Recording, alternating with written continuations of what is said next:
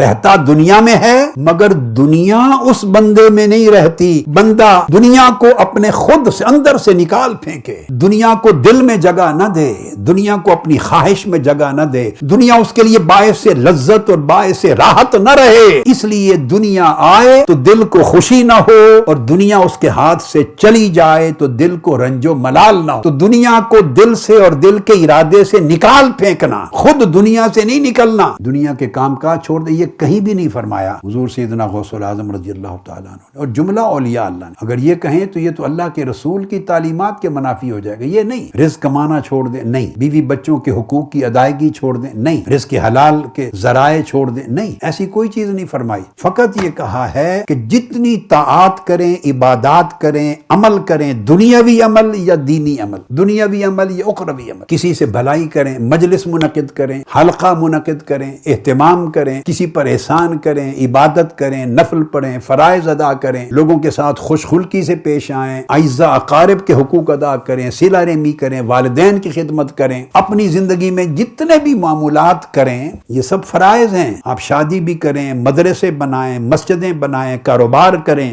Industry چلائیں, تجارت کریں, رزق حلال کمائیں, مخلوق کی خدمت کریں, سارے فرائض ادا کریں, سب جائز ہے, سنت ہے, اجر و ثواب ہے, مگر ان کو مقصود نہ بنائیں. یہ ہے مرید ارادت. ان کی پوجا نہ کریں, ان کے لیے مرے نہیں, ان کے لیے دین نہ گوا بیٹھیں, ان کے لیے امانت ختم نہ کر بیٹھیں, ان کے لیے جھوٹ نہ بولیں, ان کے لیے دھوکہ نہ کریں, ان کے لیے بددیانتی نہ کریں. اس دنیا کی تمام چیزوں کو اپنے دل میں, ارادے میں, خواہش میں, لذت میں, چاہت میں داخل نہ ہونے دیں. اس لیے میں نے لفظ بولا کہ انسان خود دنیا میں رہے مگر دنیا اس انسان میں نہ رہے.